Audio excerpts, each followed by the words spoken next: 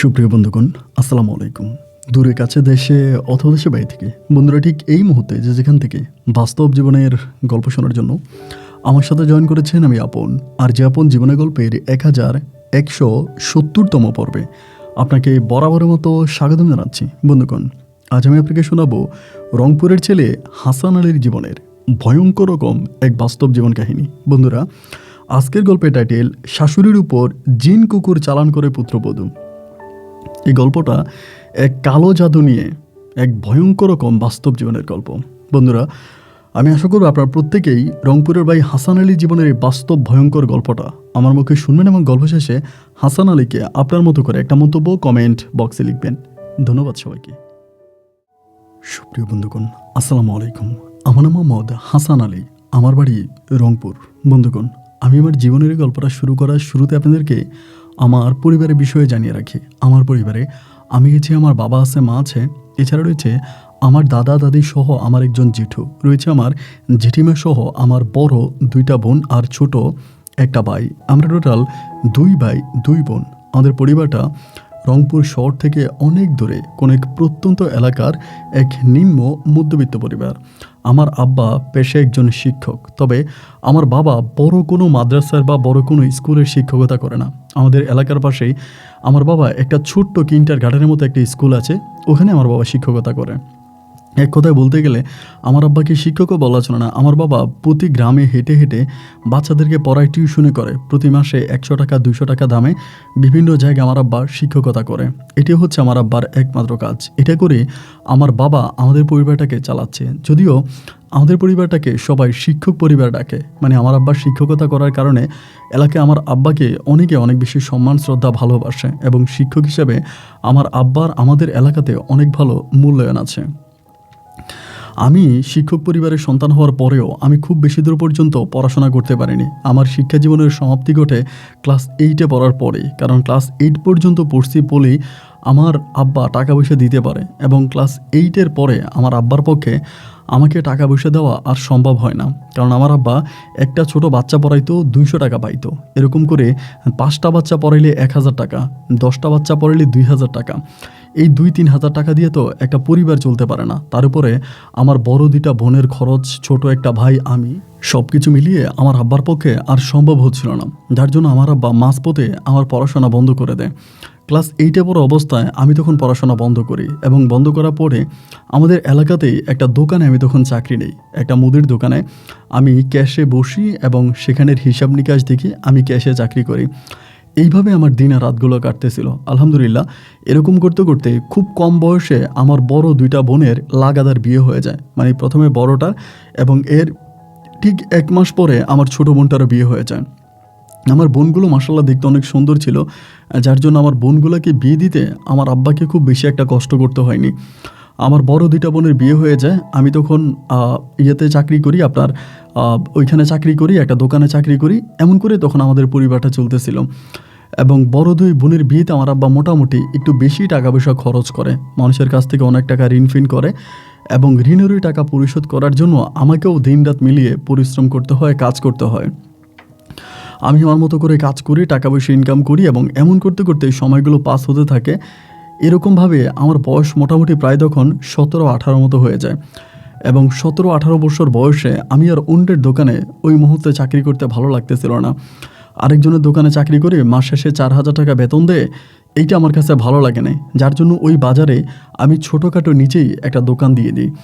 যদিও ওই দোকানের বেশিরভাগ পুঁজি ছিল মানুষের কাছ থেকে ঋণ করা, মানুষের কাছ থেকে ধারে সুদে এভাবে ওভাবে নিয়ে আমি তখন নিজেই একটা দোকান পরিচালনা করি, একটা দোকান আমি দিই।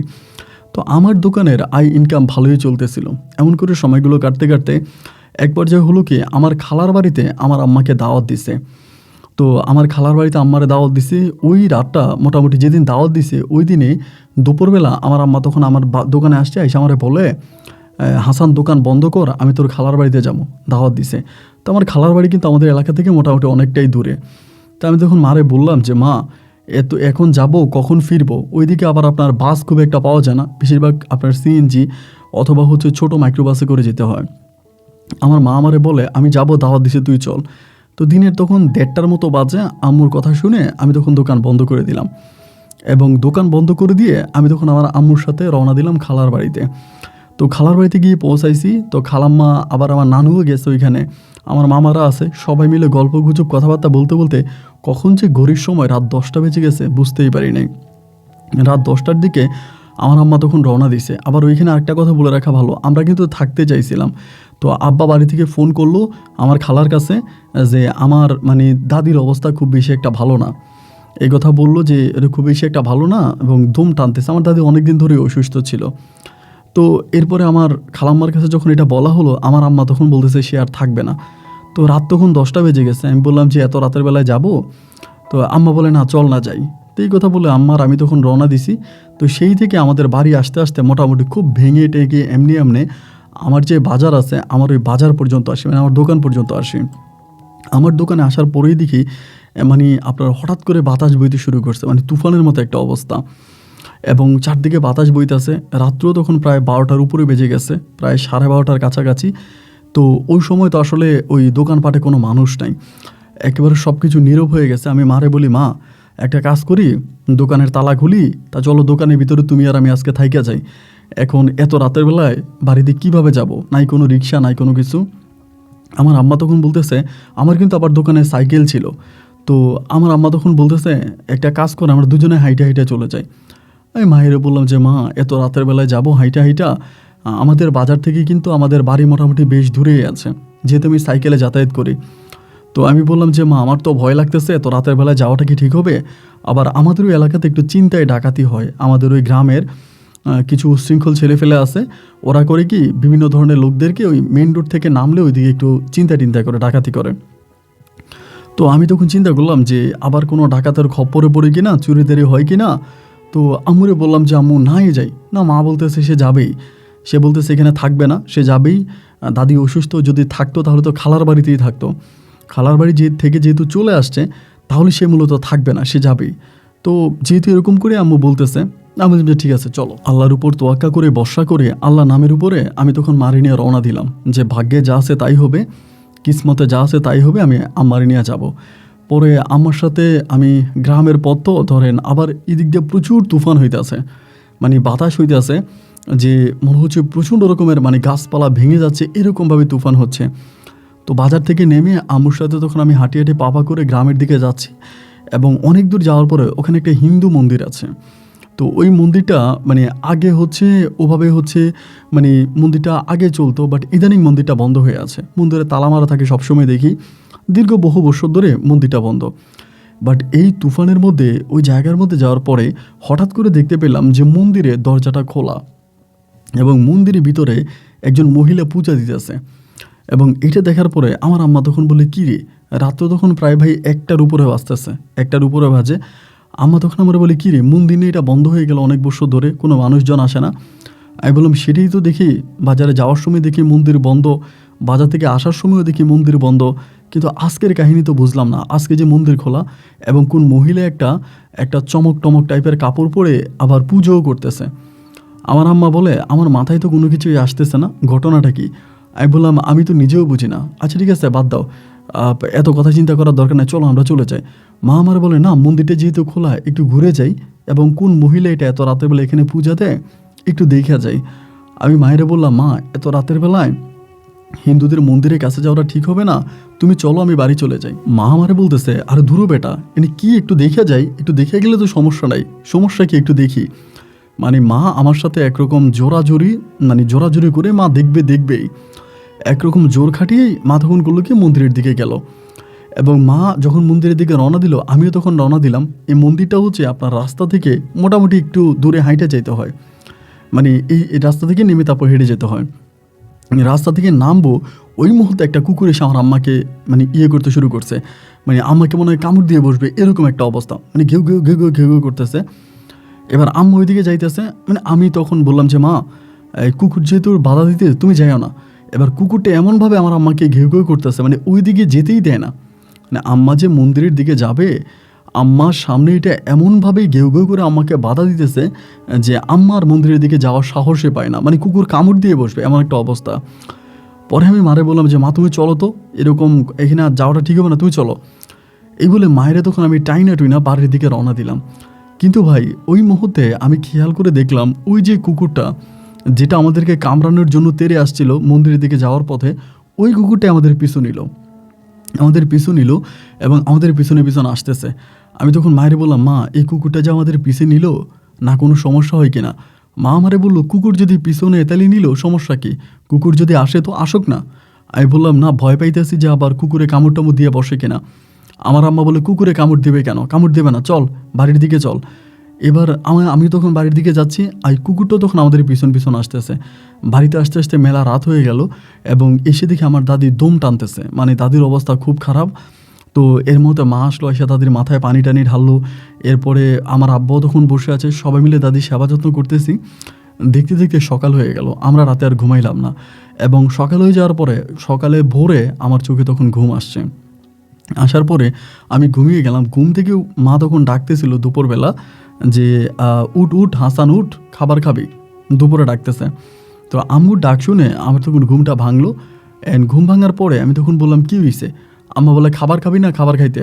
দুপুরে খাবার খাইলাম, এবং আমি ঘুম থেকে উঠে দেখলাম কি, ওই যে কুকুরটা, যেই কুকুরটা মন্দিরের সামনে থেকে আমাদের পিছু নিছে, ওই কুকুরটাই আমাদের বাড়ির সামনে, মানে উঠানের মধ্যে শুয়ে আছে। আমি মায়েরে বললাম যে, কী গো মা, এই কুকুর যে এখানে শুয়ে আছে? মা আমার হইলো, কুকুরটা তো যায় নাই। আপনি কী বলো, কুকুর যায় না? যায় নাই কেন? রাতের বেলা আসছে, এটা কি আমাদের পালা কুকুর নাকি? আম্মা আমার বলে, পালা কুকুর কিনা তা তো জানি না, এইটা যে সারাদিন আমার পিছে পিছে ঘুরে। তো আমিও আর কোনো কিছু বললাম না, না বলে তখন খাবার খাইলাম। দুপুরে খাবার খাইয়া বলতেছি, মা বিকেলে তো একটু কাস্টমার হয়, দিনের বেলায় তো সকালের দিকে দোকানটা বন্ধ হয়ে রাখলাম, দেখি বিকেলবেলা দু একটা কাস্টমার পাওয়া যায় কি না, দোকানের দিকে একটু যাই। তো এরকম করে বলার পরে আমার আম্মা তখন বলতেছে, আচ্ছা ঠিক আছে তাহলে জানা। তো আমি 2টার দিকে তখন রেডি হয়ে দোকানের দিকে রওনা দিছি, এবং দোকানে রওনা দেওয়ার পথেও দেখলাম এই কুকুরটা আমাদের বাড়ির উঠানের মধ্যে শুয়ে আছে। এবার আস্তে আস্তে করে আমি হাইটে যাচ্ছি, যেহেতু সাইকেল দোকানের মধ্যে রয়ে গেছে। হাঁটতে হাঁটতে ভাই যখনই মন্দিরের সামনে আসলাম, আমি অবাক হয়ে গেলাম, দেখলাম যে মন্দিরের দিকে তাকে মন্দিরটা বন্ধ, এবং মন্দিরের সামনে আপনার দীর্ঘদিন বন্ধ থাকার পরে বট গাছ হয় না, এরকম বট গাছ উঠে গেছে, মানে মন্দিরের গেটের মধ্যে বট গাছগুলো দেখা যায়। তা দিনের বেলায়, রাতের বেলাতে আমি বট গাছ দেখি নাই। পরে একটু কৌতূহল বশত আমি মন্দিরের দিকে হাঁটতে শুরু করলাম, মানে একটু যাই দেখি যে কী অবস্থা। একটু একটু করে যখন মন্দিরের সামনে গেলাম ভাই, দেখলাম মানে মন্দির যে মানে এরকম লোহার শিকল দেওয়া, মানে লোহার শিকলের মতো করে চেইন টেনে দিয়ে রাখছে, এবং যেই তালাটা মারছে ওই তালাটা, মানে তালা যে চাবি ঢুকাবে ওই জায়গাটা দেখাই যায় না, মানে মরিচা ধরে এটা একদম ব্লক হয়ে গেছে, বন্ধ হয়ে গেছে। মনে হয় কয়েক বছর ওই তালা খোলাই হয় না। মানে আমি তো এটা দেখে অবাক, কী রে, এইটা কী ধরনের কথা? তাই মন্দিরে কালকে রাত্রে কে পূজা দিল? মন্দির খোলা দেখলাম, মন্দিরে আলো জ্বলো দেখলাম, এখন যে মন্দিরে তালা মারা। এবং একটু পরে একটা হিন্দু লোক পাশে দিয়ে যাচ্ছে মন্দিরের পাশে, ওনারা আবার আমার চিনি, উনি আমার দোকানে মাঝে মাঝে যায়। ওনারা আমি তখন ডাক দিলাম, ডাক দিয়ে বললাম যে, কাকা মন্দিরকে তালা মারা নাকি? বলো, হ, মন্দির তো বহু বছর ধরে বন্ধ, এটা তুমি জানো না? আমি বললাম, তা তো আমি জানি যে মন্দির বহু বছর ধরে বন্ধ, কিন্তু কালকে রাতে দেখলাম মন্দিরের ভিতর কে জানি পূজা দিচ্ছে। উনি আমার বলে, কি পাগলামি কথাবার্তা বলতেছো, মন্দিরে রাতের বেলায় পূজা দেবে কে? আমাদের মন্দির তো বন্ধই থাকে। আমি বললাম, না কাকা, আপনার বুঝার মধ্যে মনে হয় একটু ভুল আছে। আমি কালকে দেখলাম যে মন্দির খোলা, এবং রাতের বেলায় দেখলাম কে জানি মন্দিরে পূজা দিচ্ছে। উনি তখন বলে, তুমি তালাটা হাতে নিয়ে দেখো তো, এই কয়েক বছর তালাটা খোলা হয়েছে, এই তালার চাবিকার কাছে, আমরা তো তাই জানি না, মন্দির খুলবে কে? আমি তখন অবাক হয়ে গেলাম, এবং দেখলাম আসলেই কাকার কথা ঠিক আছে, কারণ যে বটগাছগুলো উঠে মন্দিরটাকে করে আছে, ঢাকনা দিয়ে আছে, এই বটগাছগুলো তো থাকা অবস্থায় তো মন্দিরের ওই গেট খোলা যাবে না, মানে বটগাছ কাটা ছাড়া মন্দিরের ভিতরে ঢুকেই যাবে না। তাহলে এই মন্দিরে গেট মানে কীভাবে কী হলো বুঝতে পারলাম না। এরপর আমি তখন কী করলাম, আস্তে আস্তে করে বাড়ির দিকে, মানে আপনার গেলাম, দোকানে গেছি, দোকান খুলছি, সারাটা দিন ভাই দোকান করতেছি, মনের ভিতর আনচান করতেছি, এটা আমি কি দেখলাম, বিষয়টা কি হলো, এবং রাতের বেলায় দেখলাম কি, দিনের বেলায় দেখলাম কি, এমন করতে করতে সন্ধ্যার আসার আগেই আমার মনের ভিতরে একটা ভয় লাগছে সন্ধ্যার দিকে, যে না আমি আর মানে আমি চলে যাব, মানে যাওয়ার সময় তো মন্দিরের সামনে দিয়ে যাওয়া লাগবে, আমি আর দোকান চালাবো না, আমি বাড়িতে গিয়ে মার এই বিষয়টা জানাবো। এরপরে মাগরিবের কিছুক্ষণ আগে আমি তখন দোকান বন্ধ করে দিই। তা আমাদের বাজারে তো আরও দোকান আছে, এরা সবাই আমারে বলতেছে, কি ব্যাপার হাসান, তুমি এত তাড়াতাড়ি দোকান বন্ধ করে দিচ্ছ, এত তাড়াতাড়ি কেন দোকান বন্ধ করতেছো? আমি বললাম, ভাই বাড়িতে চলে যাব, শরীরটা ভালো লাগতেছে না। এই বলে দোকানে তখন তালা মাইরা আমি বাড়ির পথে সাইকেল দিয়ে রওনা দিলাম। বাড়ির উঠানে গিয়ে দেখি ভাই মাগরিবের পর হয়ে গেছে, বাড়ি যেতে যাইতে গিয়ে দেখি যে কুকুরটা আমাদের উঠানে বসে আছে। ঘরের ভিতর গিয়া আমি গিফটি মেরে বসে আছি, কোনো কথা বলি না। আমার আম্মা তখন বলে, কী রে, কী হয়েছে তোর, এত তাড়াতাড়ি দোকান বন্ধ করে চলে আসলি, কোনো সমস্যা? আমি বললাম, মা আমার শরীরটা ভালো লাগতেছে না। তো অনেকক্ষণ পর আম্মা আমারে বলতেছে, কী হয়েছে তুই আমারে বল, কালকে রাত্রে ভয় পাইছস, কী হয়েছে তুই আম্মুর কাছে বল। আমি তখন বললাম, মা একটু এদিকে আসো, আমি একটু তোমার সাথে কথা বলি। তো ডাইকে আনছে, আনার পরে মা বসছে, বসে আমারে বলে, বল কী হয়েছে, কী নিয়ে চিন্তা করতেছস? আমি বললাম, মা কালকে রাতের বেলায় তুমি আর আমি যে মন্দিরের পাশ দিয়ে আসছিলাম, তোমার মনে আছে? আম্মা বলে, হ্যাঁ থাকবে না কেন। আমি বলি, আজকে আমি মন্দিরের কাছে গিয়া এই জিনিস দেখছি। আমার আম্মা এটা বিশ্বাস করে না। আম্মা বলে, কী বলস? আমি নিজের চোখে দেখলাম যে এখানে এই ঘটনা। আমি বললাম, মা তুমি আমার কথা বিশ্বাস করো না, তুমি সকালে আমার সাথে যাইও, এবং সকালে আমার সাথে গেলে তুমি দেখবা যে মন্দিরের কী অবস্থা। আমার আম্মা বলে, তুই দেখছিস? আমি বললাম, আমি নিজের চোখে দেখে আসছি। আম্মা বলে, তুই যদি দেখেই আসিস তাহলে আমার আর দেখার কি আছে? আমি তো তোর কাছ থেকেই শুনলাম যে মন্দিরের এই অবস্থা। আমি বললাম, মা হ্যাঁ মন্দিরের আসলে এই অবস্থা। আমার আম্মা তখন বলে, এখন কি হবে তাহলে? আমি বললাম, আমি তো কিছু বুঝি না মা, এটা কেন হইলো, কী কারণে হইলো।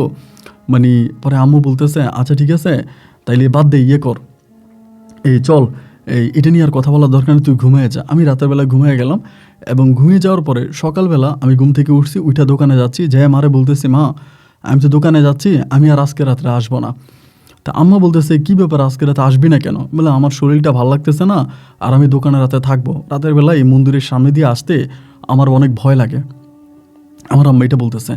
তো এটা বলার পরে আমার আম্মু বলে, আচ্ছা ঠিক আছে তুই যা। পরে সকালবেলা আমি তখন কী করলাম, দোকানে চলে গেছি। সকালের দিকে দোকানে চলে গেছি, দোকানে যাইয়া আমি তখন দোকানপাট চালাইলাম, সারাদিন দোকান চালাইলাম, আর কোনো বিষয় নিয়ে কিন্তু আমার মাথায় আর কোনো টেনশন নাই, কোনো চিন্তা নাই। আমি নীরবে নিবৃত্তিতে দোকান চালাইতেছি, এবং সন্ধ্যার দিকে আমি তখন নাস্তা করলাম। রাতের বেলায় এখানে হোটেল আছে, খাবারের হোটেল আছে, খাবারের হোটেলে খাবার খেয়ে আমি দিব্যি ঘুমিয়ে গেলাম। দোকানের মধ্যে তালা টালা মেরে আমি সুন্দর করে ঘুমিয়ে গেলাম। রাত্র আপনার প্রায় 1টা থেকে 1:30টার মতো বাজে। ওই সময় আমার বাবার নাম্বার থেকে আমার মোবাইলে কল আসছে। আমি তখন কল রিসিভ করছি। রিসিভ করার পরে আমার আব্বা আমারে বলতেছে যে, হাসান তাড়াতাড়ি বাড়িতে আয়, এমনি বলতেছে। আমি যে, কী হয়েছে আব্বু? বলে, তোর দাদি মারা গেছে। দাদি মারা গেছে শুনে আমি তখন ইন্নালিল্লাহি পড়লাম, এবং পরে চিন্তা করতেছি এত রাতের বেলায় কেমনে যাব। এবং দাদি মারা গেছে, দাদি আমার অনেক ভালোবাসতো, দাদি মারা গেছে এটা শুনেও ধরেন মানে মনটা অনেক খারাপ হয়ে গেল, কান্না করতেছি। আস্তে আস্তে আমি তখন উঠছি দোকান থেকে, উইঠা দোকান খুইলা, আমার আশেপাশে তো অনেক দোকানপাট আছে, অ্যান্ড ভাবলাম কাউরে না কাউরে ডাকি, যেহেতু গরমের সময় অনেকেই হয়তো ঘুমায় না, জেগে আছে, তো কাউরে না কাউরে ডাকি, দেখি কেউ উঠে কিনা। পরে যা ডাকতেছি, ও ভাই কেউ আসেন, উঠেন। আশেপাশের দোকানগুলোতে ডাকতেছি, কিন্তু আশেপাশের কোনো দোকানদার ভাই ঘুম থেকে উঠলো না, মানে কেউই ঘুম থেকে উঠতেছে না। এত ডাকাডাকি করার পরেও একটা মানুষেরও কোনো সারা শব্দ পাইলাম না। মানে দু একজনে যদিও কথা বলে, কিন্তু যাইতে রাজি হয় না, যে এত রাতের বেলায় যাবে না। পরে আইসা আবার দোকানে বসছি, বসার পরে চিন্তা করতেছি কি করব, মানে করবোটা কি, মানে বুঝতে পারতেছিলাম না। এবার এমতো অবস্থার ভিতরে আমি তখন করলাম যে, ঠিক আছে ভাগ্যে যা আছে তাই হবে, আমি একাই যাব। যেহেতু দাদি মারা গেছে, আমি তো আর দোকানে শুয়ে থাকতে পারি না, আমার আব্বা বাড়িতে, দাদি মারা গেছে, তো আমি এখানে থাকবো না, আমি চলে যাব, আমি বাড়ির দিকে যাব। এই বলে ভাই আমি তখন করলাম কি, আপনার রওনা দিলাম, বাড়ির দিকে রওনা দিলাম। আল্লাহর নামের উপরে সাইকেলটা বের করলাম দোকান থেকে, বের করে সাইকেল দোকানে তালা মেরে আমি তখন বাড়ির পথে আস্তে আস্তে করে সাইকেল চালিয়ে বাড়ির দিকে রওনা দিলাম। এখন বাড়ির দিকে রওনা দিতে দিতে ওই যে বট গাছ এবং হচ্ছে আপনার ওই মন্দির, ওইটার মোটামুটি বেশ দূরে থাকা অবস্থায় হঠাৎ করে আমার সাইকেলের চেইনটা ভাই পড়ে গেছে। সাইকেলের চেইনটা পড়ে যাওয়ার পরে মোবাইলের ওই যে বাটন সিস্টেম, মোবাইলের উপরে যে বাতিটা থাকে না, আলোটা থাকে না টসের মতো, ওই টসটা টিপ দিয়ে দেখতেছি যে আমার চেইনটা আসলে পড়ে নাই, চেইনটা ছিঁড়ে গেছে। মানে একটা চেইন ছিঁড়ে গেছে। আমি যখন সাইকেল চালায় আসতেছি, আমার কাছে মনে হইলো যে কে জানি মনে হয় পিছন থেকে আমার সাইকেলটা টেনে ধরে রাখছে। মানে আমি সাইকেলটা নিতে পারতেছি না সামনের দিকে, পিছন থেকে মনে হয় কেউ একজন সাইকেলটাকে এরকম টেনে শক্ত করে ধরে রাখছে। এরপরেও সাইকেলটা টেনে আমি কোনো রকমে আপনার আস্তে আস্তে যাচ্ছি, বাড়ির দিকে যাচ্ছি, এবং মানে সাইকেলটা তখন চেইনটা ছিঁড়ে গেল। আমি তখন হাইটাইটা যাইতেছি, এই হাইটাইটা যাইতেছি ভাই, এই বটগাছটার কাছে আসার আগে, মানে মন্দিরটার কাছে আসার আগেই মানে এমনভাবে আপনার বৃষ্টি শুরু হয়েছে বলার মতো না, এত বৃষ্টি। কিরে আমি তো দোকান থেকে যখন বেরোই তখন দেখলাম আকাশ অনেক ক্লিয়ার, আকাশে চাঁদ তারা জ্বলতেছে, এরই মাঝে এরকম বৃষ্টি, এবং বৃষ্টি হইতেছে আমি ওই দিকে তাকাই না, মানে আমি আর ওই মন্দিরের দিকে তাকাই না, এবং মন্দিরের দিকে না তাকায় মন্দিরের কাছাকাছি আসার পরে আমি হঠাৎ দেখলাম আমাদের ওই কুকুরটা ওইখানে, মানে যেই কুকুরটার কথা আমি এতক্ষণ বলতেছিলাম ওই কুকুরটা, এবং কুকুরটা ওইখানে ঘেউ ঘেউ ঘেউ ঘেউ ঘেউ ঘেউ করতেছে। এবং এমত অবস্থার ভিতরে আমি তখন কি করলাম, আপনার ওই মন্দিরের দিকে তাকাইলাম, যদিও তাকাইতে ইচ্ছা হওয়া নাই, মানে মনের অজান্তে তখন মন্দিরের দিকে চোখটা গেল। এবং মন্দিরের দিকে চোখ যাওয়ার পরে ও ভাই রে ভাই, আমি দেখতেছি ওই মন্দিরে ওই দিনের মতোই এক মহিলা বসে বসে পূজা করতেছে। আমি তখন সাইকেলটা ওই জায়গার মধ্যে ফেলে দিয়া একটা চিৎকার দিয়ে একটা দৌড় দিছি, এবং দৌড় দিতে দিতে কই পর্যন্ত আসছি, কোন জায়গায় আসছি আমার আর এটা খেয়াল নাই। আমি কোনো একটা জায়গায় এসে জ্ঞান হারিয়ে ফেলি, মানে অজ্ঞান হয়ে যাই। এবং জ্ঞান হারিয়ে ফেলার পরে আমার যখন জ্ঞান ফিরে, আমি দেখি যে আমার পাশে ওই কুকুরটা বসে আছে, আমাদের ওই কুকুরটা। সাইকেলও আমার কাছে নাই, আমার মানিব্যাগ মোবাইল টোবাইল কিছু আমার কাছে নাই, সব আমি ওইখানে ফালাই দিয়ে চলে আসছি। তখন মনে হয় ফজরের আজান দিছে, ওই আজানের সময় আর কি আমার জ্ঞান ফিরে। এতক্ষণ পর্যন্ত আমি পুরো অজ্ঞান অবস্থায় এখানে পড়েছিলাম। এখান থেকে উঠে আমি তখন বাড়ির দিকে রওনা দিছি। এই কুকুরটা আমার পিছে পিছে আসতেছে, ওই কুকুরটা আমার পিছে পিছে আসতেছে, বাড়ি পর্যন্ত আসছি। এবং বাড়ির মধ্যে আইসা আমি বাড়ির সামনে এসে দেখতেছি আমাদের বাড়ি একেবারে নীরব, বাড়ি একেবারে নীরব হয়ে আছে। বাড়ির ভিতর থেকে কোনো শব্দ নাই, কোনো সাড়া নাই, শব্দ নাই। কী ব্যাপার এরকম সাড়া নাই, শব্দ নাই, বাড়ি এরকম নীরব? একটা মানে আমার দাদি মারা গেছে, সবাই তো বাড়ির মধ্যে থাকবে, কান্নাকাটি করবে, আমার দাদি বয়স্ক মানুষ। এরপরে কিন্তু কোনো সারা শব্দ নেই। পরে উঠানের মধ্যে আইসা আব্বারে ডাক দিলাম, আব্বা আব্বা করে দুইবার ডাক দিছি। আমার আব্বা আবার নামাজ পড়ে, তো আব্বা মনে হয় নামাজ পড়তে উঠছে বা নামাজ পড়ে ফেলছে। আব্বা তখন দরজা খুলে বলে, কী রে হাসান?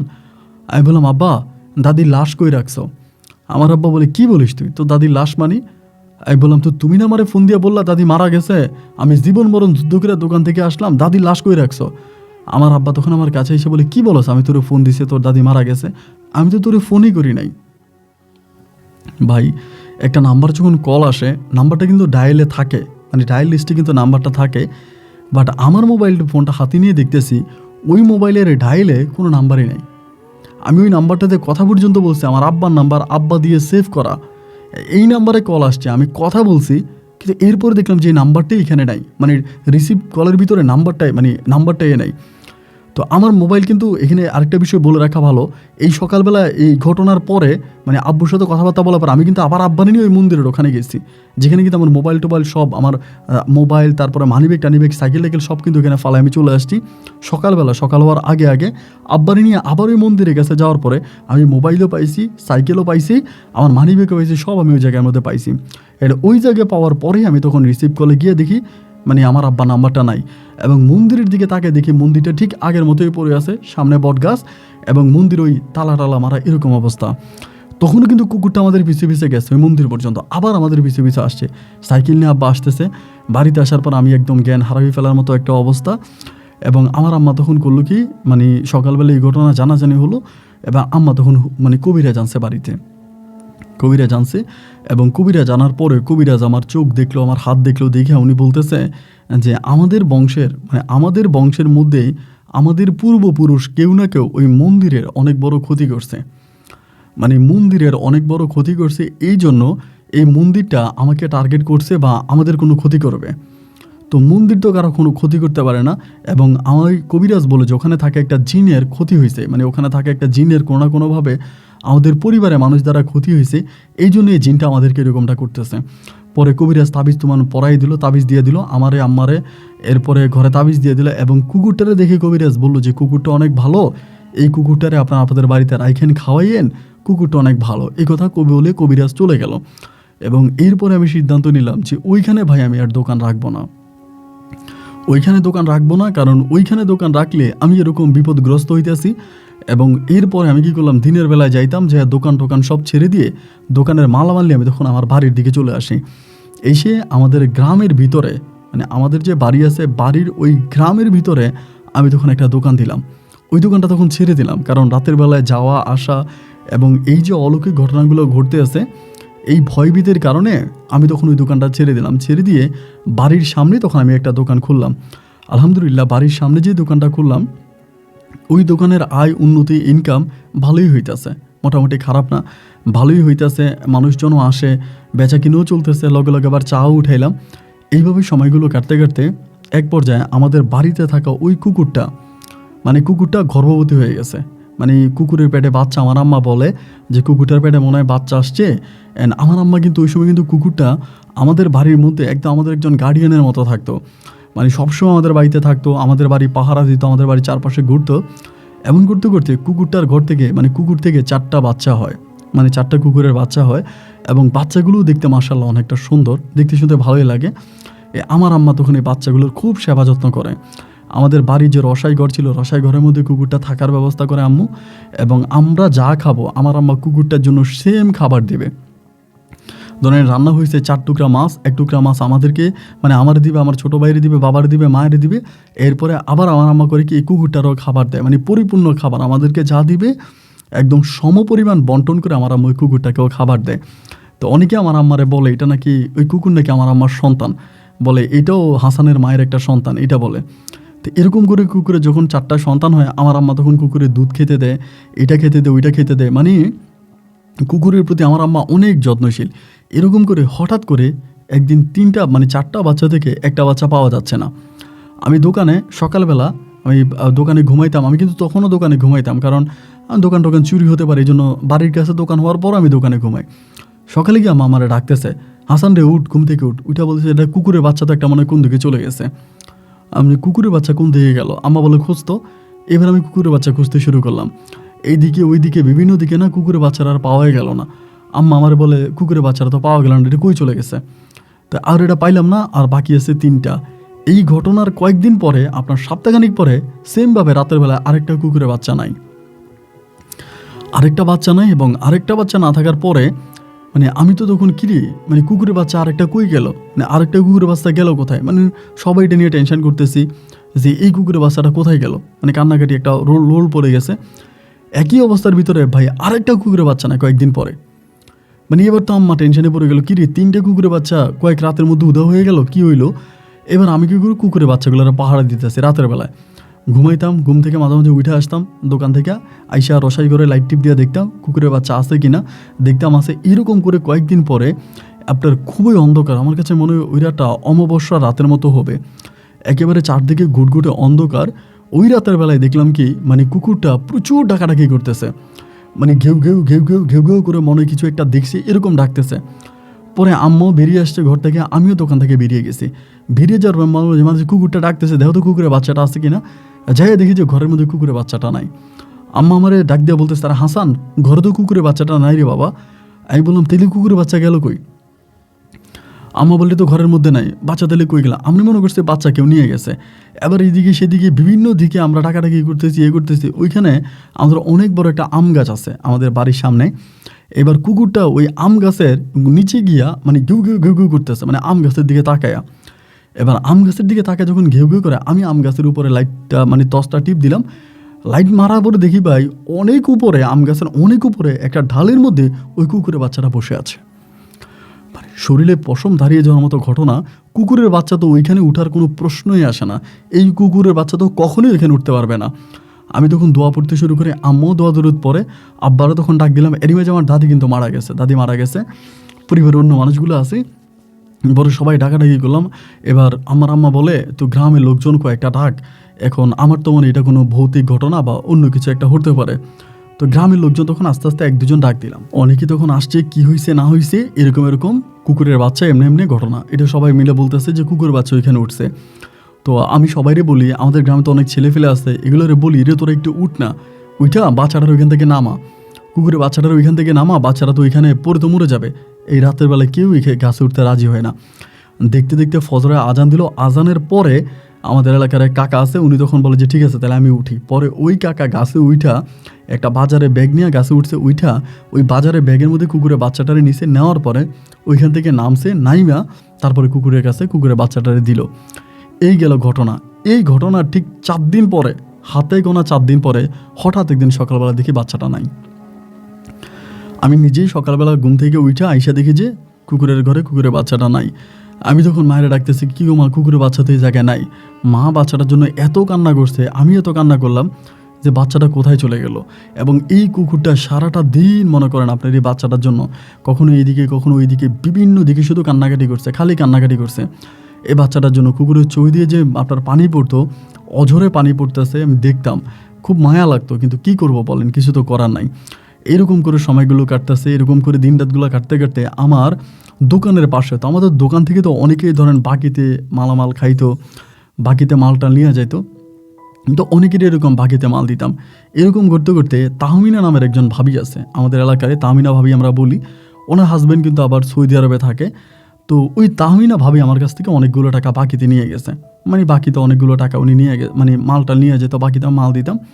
তা অনেক দিন হয়ে গেল উনি আমার ওই বাকি টাকা পরিশোধ করে না। তো বাকি টাকা যখন পরিশোধ করে না, এবার আমি আস্তে আস্তে করে একদিন ওনার বাড়ির দিকে গেলাম, যেয়ে বললাম যে কী ব্যাপার ভাবি, যে বাকি টাকা নিয়ে গেলেন, আমার বাকি টাকার মালামাল তো আপনি দিলেন না। উনি বলে দিব, আপনার ভাই যদি টাকা পাঠায় তাহলে দিব না কেন, অবশ্যই দিব ভাই, আমি কি আপনার টাকা মাইরে খাবো নাকি? আপনার ভাই যদি টাকা পাঠায় তাহলে টাকা দিয়ে দিব। এই কথা বলে 1 দিন 2 দিন 3 দিন 4 দিন 5 দিন এরকম করে সময়গুলো কাটতেছে।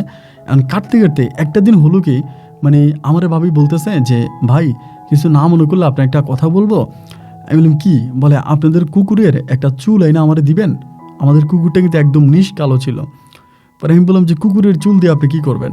বলে যদি পারেন আপনাদের কুকুরের একটা চুল আইনা আমার দেন না, আমার খুব উপকার হয়, মানে আমার খুব দরকার। তা আমি বললাম যে একটা কুকুরের চুল আইনা দিলে কী দরকার? আচ্ছা ঠিক আছে, আমি আর এটা জিনিসটা মানে মাথায় নিলাম না যে এটা দিয়ে কোনো কিছু করা যায়। পরে আমি আমাদের কুকুরের একটা চুল মানে কুকুরের শরীর থেকে উঠাইয়া আইনা ভাবির হাতে দিলাম। অ্যান্ড ভাবির হাতে কুকুরের চুলটা দেওয়ার পরে ভাবি যেদিন আমি চুলটা দিলাম এর পরের দিনে ভাবি আমার দোকানে সব বাকি টাকা দিয়ে দিছে, মানে সবগুলো বাকি টাকা দিয়ে দিল। তো আমি ভাবিরে বলি যে কুকুরের চুল দেওয়ার পরে আপনি আমার সাথে সাথে বাকি সব টাকা পরিশোধ করলেন, এর আগে আপনার কাছে এতভাবে বললাম যে আমার টাকাটা দেন আপনি দিলেন না, ঘটনা কি? পরে ভাবি হাসতেছে, হাসা বলে যে দিয়ে তো দিছি তাই না, এখন তো পাইছেন, এখন কি খুশি না? আমি বললাম হ্যাঁ আপনি দিছেন, তো আমি খুশি হব না কেন? আমি তো অবশ্যই খুশি হব, টাকা যেহেতু পাইছি তাহলে খুশি হব না? পরে ভাবি হাসাহাসি করে আমার সাথে যে ঠিক আছে সমস্যা নেই, টাকা তো পাইছেন। এমন করে তখন ভাবির সাথে আমার সময়গুলো কাটতেছে, দিন রাতগুলো ভালো করেই কাটতেছে। মাঝে মাঝে ভাবির ঘরে যাইতাম আইতাম। এই ঘটনায় কিছুদিন পরে মানে ভাবি মানে ও ভাইয়া হচ্ছে বিদেশ থেকে টাকা পয়সা পাঠাইতো। একদিন ভাবি আমার বলতেছে যে হাসান ভাই একটা কাজ করবেন, আমার জামাই তো আমার মোটামুটি অনেকগুলো টাকা পয়সা দিছে, আমার কাছে অনেকগুলো টাকা আছে, আপনার দোকানটা তো এরকমভাবে হচ্ছে ফুজি নাই, দোকানটা কেমন একটু ভাঙাচুরাভাবে পড়ে আছে, আমার কাছ থেকে কিছু টাকা নেন, আমার কাছে কিছু টাকা আছে, নিয়ে দোকানটার একটু বড় করেন। এই মহিলা বলতেছে, মানে তাহমিনা। পরে আমি বললাম যে ভাবি এটা আপনি কী বলেন? কিন্তু মানে দেখেন কিছুদিন আগে কিন্তু এই মহিলায় আমার টাকা দিতে পারতো না, মানে উনি আমার কাছ থেকে অনেক টাকা নিয়ে গেছে, ওই টাকা উনি পরিশোধ করতে পারতো না। কিন্তু এখন দেখি উনি আমার নিজে দেখে বলে টাকা দিলে উনি আমার দোকানটা ঠিক করে দিবে। পরে আমি বলি না ভাবি সমস্যা নেই, আমার দোকান আমি এমনি ঠিক করতে পারবো, আপনি চিন্তা করেন না। এই ঘটনার 3 থেকে 4 দিন পরে হঠাৎ করে কোত্থেকে এক মহিলা আসছে বোরকা পরিহিত অবস্থায়, আইসা আমারে বলতেছে ভাই তাহমিনা ভাবির বাড়ি কোনটা? মহিলার সাথে আরেকটা ধরনের শিশু বাচ্চা আছে, ওইটা পাগলের মতো এরকম নাচাড়া করতেছে। পরে আমি বললাম যে ওনার বাড়ি তো ওইদিকে। পরে বলে আচ্ছা ঠিক আছে, মহিলা চলে গেছে। অ্যান্ড চলে যাওয়ার পরে আমি আরেকজনের জিজ্ঞেস করলাম কিরে তাহমিনা ভাবির বাড়িতে এটা কে আসছে? বলে রুগী আসছে। আমার পাশের দোকানদারে বলে, মানে আমি ওইখানে আরও আমার দোকানটা হওয়ার পর আরও 2-3টা দোকান হয়েছে আমাদের গ্রামের ভিতরে। পরে আমি বললাম রুগী আসছে মানে তাহমিনা ভাবি কি ডাক্তার নাকি? পরে আমারে বলে কে তুই কি জানোস না উনি যে কবিরাজ হয়ে গেছে? আমি বললাম কি বলেন আপনি, উনি কবিরাজ হয়ে গেছে? বলে হ্যাঁ উনি তো কবিরাজ, উনি অনেক রুগী দেখে, বিভিন্ন জায়গা থেকে রুগী আসে, অনেক রোগের সে চিকিৎসা করে, সে তো অনেক বড় কবিরাজ। পরে আমি বললাম এটা আপনি কি বলেন, আরে ভাবি কবিরাজ হয়ে গেছে, তাহলে তো ভালোই, একদিন তো যাওয়া দরকার। এর 2-3 দিন পরে আমি ভাবির বাড়িতে গিয়ে দেখি বাইরে ভাই প্রায় 8-10 জনের মতো বয়ে রয়েছে, 8-10 জনের মতো বয়ে মানে বসে আছে। ওরা সবাই বলতেছে রুগীর জন্য আসছে, উনি নাকি ওনার সাথে নাকি কোন পরি আছে এবং উনি বিভিন্ন ধরনের রোগের চিকিৎসা করে, যে কোনো রোগ হোক যে কোনো কিছু হোক উনি চিকিৎসা করতে পারে। পরে আমি ওনার সাথে দেখা করলাম, দেখলাম ভাবি আপনি হঠাৎ করে কবে কবিরাজ হয়ে গেলেন? আমি তো ভাবি বুঝতেই পারলাম না এটি কীভাবে সম্ভব। পরে বলতেছে ভাই যেভাবেই সম্ভব আল্লাহ হয়তো হুকুম করছে, আল্লাহর হুকুমে হয়েছে, মানুষের উপকার হয়, মানুষ আসে, ওই জন্যই করতেছে। তো আমি বললাম, পরে আমার বলে ভাই আপনি তো টাকাটা নিলেন না, আপনি টাকাটা নিয়ে যান। এই বলে উনি জোর করে আমার 30,000 টাকা দিতেছে, আমি নিতে রাজি না। এরপর বলে টাকাটা নিয়ে আপনি আপনার দোকানের একটু চিকিৎসা করেন, মানে আপনার দোকানটা ঠিক করেন। পরে এই কথা বলার পর আমি তখন কী করলাম যে ঠিক আছে, ওনার কথা শুনে আমি 30,000 টাকা নিয়ে আমার দোকানটা আমি ঠিক করলাম। দোকান ঠিক করলাম, দোকানে ডেকোরেশন করলাম, মালটাল উঠেলাম, মানে দোকানটারে মোটামুটি একটু জাঁকজমাট করলাম।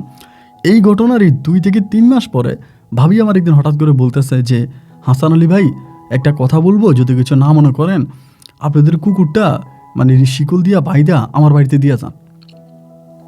এই কয়েকদিন পরে ঘটনা। আমি বললাম, ভাবি আপনি এটা কী বলেন? আমার কুকুরে আমি শিকল দিয়ে গলার মধ্যে বাঁধে আপনার বাড়িতে দিয়ে যাব, কুকুর কি আপনার বাড়িতে থাকবে? বলে হ থাকবে। থাকবে না কেন? থাকবে। কুকুরটা আমার বাড়িতে দিয়ে যান, আমি কুকুরটা আমার বাড়িতে থাকুক। মানে ওনার কথা শুনে মানে আমি একটু অবাকই হয়ে গেলাম যে কী ব্যাপার, উনি কেন কুকুর ওনার বাড়িতে রাখতে চায়।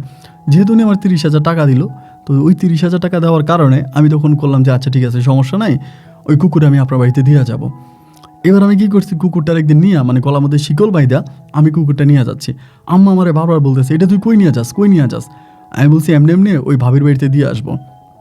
আম্মা আমার বলি, এই কাজ ভুলেও করিস না, এটা করা ঠিক হবে না। আমি তখন বললাম যে কী করা ঠিক হবে না? ভাই আমার কুকুরটাও কিন্তু যাইতেছে না। এই গলার মধ্যে শিকলটা বাইদা কোনো রকমের টাইনা হেঁচড়া এই ভাবির বাড়ি পর্যন্ত কুকুরটারে নিয়ে গেলাম। এবং ওই পর্যন্ত কুকুরটাকে নিয়ে যাওয়ার পরে কুকুরটা তখন ওই ভাবির বাড়িতে নিছি পরে ভাবির বাড়ির সামনে ভাবি একটা গাছের সাথে কুকুরটারে শিকল দিয়া বাইদা রাখার পরে খাবার দেয়, কুকুরটা খাবার খায় না। আমি সবসময় গিয়ে দেখি যে একদম মানে গরুর মাংস নিয়ে বাজার থেকে কিনে আনে, ফ্রেশ গরুর মাংস আইনে কুকুরটার সামনে দেয়, এটা খায় না। অনেক কিছু দেয়, খায় না। আর আমি গেলে শুধু আমার হাতে ঘেউ করতে থাকে, মানে আমার সাথে চলে আসতে চায়। তো আমি তো আর কুকুর আনবো না, যেহেতু ভাবির ওখানে দিয়ে আসছি, ওই কুকুর ভাবির এখানেই আছে। ভাবি এত ভালো, আমার হিসাবটা হচ্ছে যে ভাবি এত ভালো ভালো খাবার দেয়, কুকুরের এত যত্ন করে, আমি তো ভাই কুকুরের এত যত্ন করতে পারবো না। ভাবি তো অনেক ভালো যত্ন আত্মি করতেছে, খাওয়াইতেছে, তাহলে কুকুর তো এখানেই তো ভালো থাকার কথা, তাই না? এখানে তো কুকুর ভালো থাকবে। অ্যান্ড ভাবির সাথে এই নিয়ে আমার কথাবার্তা হইতেছে। তো এরকম করে ভাবির বাড়িতে মাঝে মাঝে যাইতাম আসতাম। এই যাওয়া আসার মাঝে মাঝে এই ভাবি আবার আমার অনেক টাকা পয়সা দিত, কখনো 2,000, কখনো 4,000, কখনো বলতে আপনি একটা ভালো গেঞ্জি কিনেন, একটা ভালো শার্ট কিনেন, অনেক রুগী আছে। তো এরকম করতে করতে একটা পর যে আমারে বলে যে হাসান ভাই একটা কাজ করেন, আপনার দোকানটা আপনি বন্ধ করে দিয়ে আপনি আমার সাথে থাকেন। ভাবি আমারে বলতেছে। আমি তখন বললাম যে এটা কী ধরনের কথা বলেন, লোকে তো খারাপ বলে না, আমি তো কবিরাজ, আমার তো একজন লোক প্রয়োজনই আছে আমার এখানে থাকার জন্য বা আমার এই রুগী টুগী আসলে দেখাশোনা করার জন্য। পরে আমি বললাম তাহলে একটা কাজ করি, আমার ছোটো ভাইরে দিয়ে দিই। পরে বলে ঠিক আছে তাহলে এটাই করেন। পরে আমার যে একটা ছোটো ভাই আছে, আমার ওই ছোটো ভাইটারে পরে আমি ভাবির ওই কম্পাউন্ডার হিসেবে ভাবির কাছে দিয়ে দিলাম। তো ভাবির সাথে আমার এই মানে ছোটো ভাইটা থাকতেছে, ছোটো ভাইরে কিন্তু ভাবি আবার অনেক টাকা পয়সা দিত। এবার এরকম করতে করতে ভাবির সাথে মোটামুটি আমার একটা ভালো সম্পর্ক হয়ে গেছে। সবসময় যাইতাম, ভাবি খাবার দাবার দিত, খাইতাম, ভাবি আমার ঘরে আসতো, আমি ভাবির ঘরে যাইতাম। এরকম করতে করতে মোটামুটি একটা ভালো লাগার একটা সম্পর্ক ভাবির হয়ে গেছে। এবং ওই সম্পর্কটা হয়ে যাওয়ার পরেই তখনই ঘটলো কি, যে এই যে আমি ভাবির বাড়িতে যাইতাম আসতাম, একদিন হলো কি ভাবির জামাই আমারে সৌদি আরব থেকে ফোন দিছে। এবং ফোন দিয়া আমার লোকে প্রচণ্ড রকমের খারাপ ব্যবহার করতেছে। আমারে বলতেছে যে তোরে আমি ভালো মনে করছিলাম তুই আমাদের গ্রামের ভালো ছেলে, তুই তো একটা বদমাশ, তুই আমার বউরও কবিরাজি শিখাইছিস, এখন কবিরাজি শিখানোর পরে তুই আমার বউর কাছে কেন যাস, কী সম্পর্ক, মানে এরকমভাবে আমার গালাগালি করতেছে। এবং গালাগালি করার একটা পর্যায়ে ভাবিরও গালাগালি করে উনি ফোন দিয়া। আমি তখন ভাবির সাথে দেখা করে ভাবিরে বললাম যে আপনার জামাই তো আমার এমনি গালাগালি করছে। বলে ভাই রে, আপনার তো গালাগালি করছে, আমারও করছে, কিন্তু এখন উনি বলতেছে উনি যদি সৌদি আরব থেকে দেশে আসে তাহলে আমার এই কবিরাজি বন্ধ করে দিবে, আমাকে আর এই কবিরাজি করতে দিবে না। আমি তখন বললাম কি বলেন আপনি, আপনার কবিরাজি করতে দিবে না, এটা কোনো কথা হইলো? বলে হ্যাঁ, আমার কবিরাজি করতে দিবে না, দেখেন আমি কবিরাজি করে অনেক টাকা পয়সা ইনকাম করি, এত ভালো একটা অবস্থার মধ্যে আছে, কিন্তু উনি আমার বলে আমার আর কবিরাজি করতে দিবে না। আমি বললাম এটা তো উনি অন্যায় করতেছে, এটা তো চরম লেভেলের একটা অপরাধ। আপনার কাছে বিভিন্ন জায়গা থেকে রুগী আসে, আপনি এতগুলো রোগের চিকিৎসা করেন, সেবা করেন, তাইলে আপনি তো ভালো থাকার কথা। বা উনি যদি এটা করেও থাকে, উনি তো এটা অন্যায় করবে, এটা তো আসলে আমি সাপোর্ট করব না। পরে বলে কি আর করবো ভাই, আমার বাড়ি তো ভিন গ্রামে, এখন কেউ তো এটা মানবে না। এমন করে আমি বললাম যে ঠিক আছে উনি আসুক, আমরা ওনারে বুঝাবো। এইভাবে সপ্তাহখানিক পরেই একদিন ভাবি আমার রাতের বেলায় ফোন দিয়া, দোকানের মধ্যে আমি শুয়ে আছি, আমার ফোন দিয়া বলতেছে যে হাসান আলী ভাই একটু কি আমার ঘরের দিকে আসবেন? আমি বললাম যে ভাবি এত রাতের বেলা আপনার ঘরে যাইলে কেউ যদি দেখে তাহলে তো কলঙ্ক হয়ে যাবে, আপনি আমার মোবাইলে বলেন। পরে বলে ভাই একটা কথা বলবো, এমনি বলতেছে যে ডিরেক্টলি বলতেছে যে আপনি কি আমারে বিয়ে করবেন? আমি তো শুই না অবাক ভাই, ভাবি এটাই কী বলেন? পরে বলে না ভাই যেটা বলছি এটাই, আপনি হ্যাঁ বা না আমার একটা উত্তর দেন, হ্যাঁ বা না একটা উত্তর দেন, যদি দেন তাহলে শুনবো, হ্যাঁ হইলেও বলেন না হইলেও বলেন। আমি তখন বললাম যে ভাবি দেখেন, আপনি তো হিসাব করলে আমার বয়সও বড় হবেন, আর আরেকটা কথা হচ্ছে কি আমার কিন্তু সত্যিকার তো আপনার ভালোই লাগে, খারাপ না, কিন্তু এখন এটা কিভাবে সম্ভব? পরে আমার বলে সম্ভবের কি আছে, আপনি যদি আমারে পছন্দ করেন, যদি আমারে আপনার ভালোই লাগে, আপনি আমারে বিয়ে করেন, আমি আপনার সাথে সংসার করব। আর আপনি আমারে বিয়ে করলেও আমি আপনার ভাইরে ছেড়ে দিব, আর আপনি আমারে বিয়ে না করলেও আমি আপনার ভাইরে ছেড়ে দিব। আমি আপনার ভাইয়ের সাথে আর সংসার করব না, আমি আমার বাড়িতে চলে যাব, আমার গ্রামে চলে যাব, গিয়ে আমি ওইখানে দেখে শুনে একটা বিয়ে বসবো, আমি এই লম্পট লোকের সাথে আর থাকবো না। পরে আমি বললাম যে আচ্ছা ঠিক আছে ভাবি, আমি এই বিষয়টা নিয়ে আমার আম্মুর সাথে একটু কথা বলি, কালকে আম্মার সাথে কথা বলে আপনারা জানাবো। পরের দিন সকালবেলা আমি তখন বাড়িতে গেছি, বাড়িতে যাইয়া আম্মা ফিটা বানাইতেছে আপনার চুলার পাড়ে, না আম্মা আমার কাছে গিয়ে বসলাম, মারে বললাম মা এই ঘটনা, তোমার তো কাজ টাজ করতে কষ্ট হয়, এই ঘটনা আমি চাইতেছি তাহমিনের বিয়ে করব এবং উনি ওনার জামাইরে ছেড়ে দিবে, ওনার জামাইরে ছেড়ে আমার বিয়ে করবে, এখন আমি ওনার আমাদের পরিবারে নিয়ে আসতে চাই, তুমি কি বলো? মারে বললাম, মা মুহূর্তের মধ্যে রেগে গেল, রেগে গিয়ে আমারে বলতেছে না খবরদার, এটা করা মোটেও ঠিক হবে না, তোরে কে বলছে, এই বুদ্ধি তোরে কে দিছে?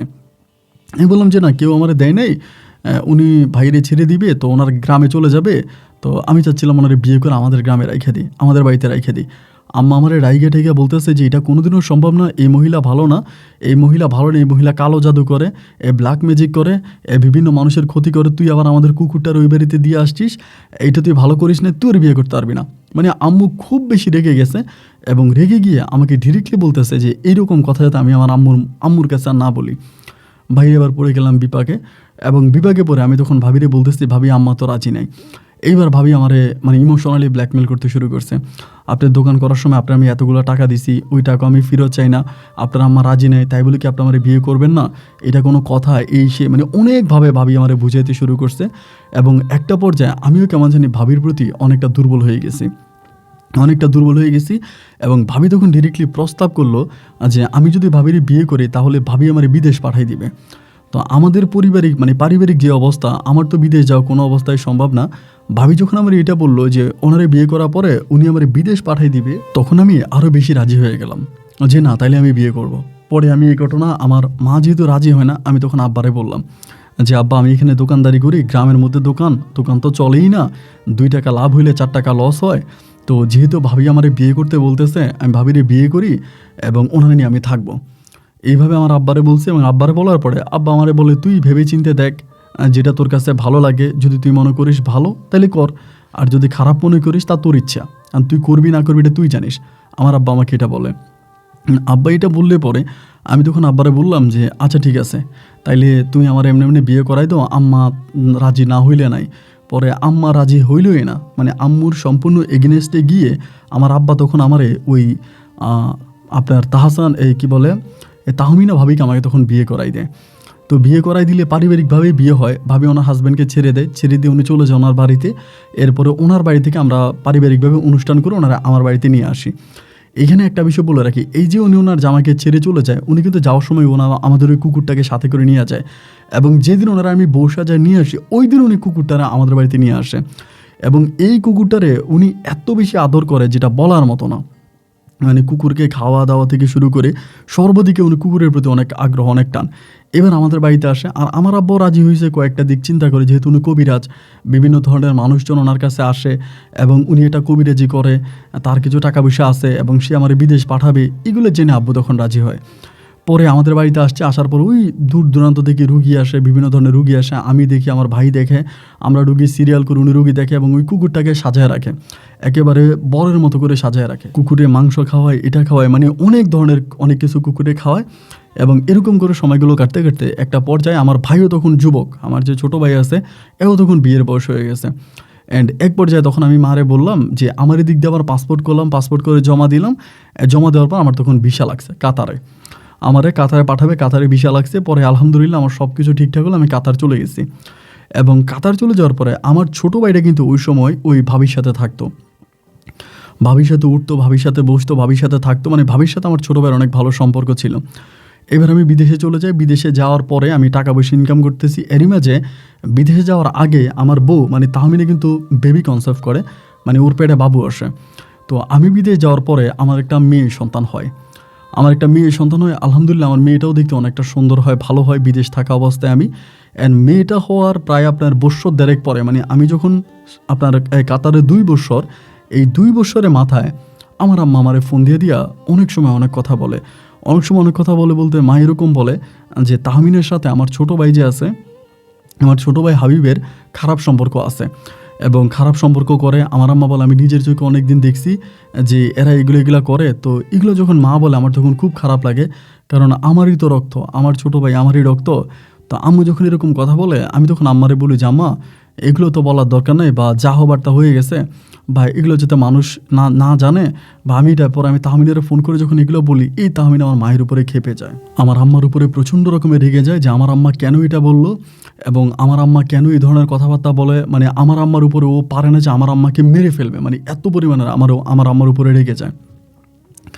পরে আমি তারে বলি যে তুমি আমার উপর রাগ করো কেন, আম্মার উপরে তো রাগ করার কিছু নেই, আমার উপর রাগ করো না, আম্মা না হয় বললে বলছে, কিন্তু আমি তো এটা বিশ্বাস করি না, আমি এটা বিশ্বাস করি না, তুমি এরকম করে বইলো না, না তোমার আম্মা এটা বললো কেন, তোমার আম্মা এই ধরনের কথা কেন বলে, এই নিয়ে সে কি করলো। এরপরে আমার আম্মা এটা বলে দিছে, জানার পরে সে আমার সাথে ঝগড়া করে, আম্মার সাথে ঝগড়া করে আম্মুর সাথে ঝগড়া করে, আবার ও আমার আম্মার সাথে ঝগড়া করে। এদিক দিয়ে আমার ছোটো ভাই আবার আমার আম্মার মানে আমার বউয়ের পক্ষ নেয়, তাহমিনের পক্ষ নিয়ে এরকম করে।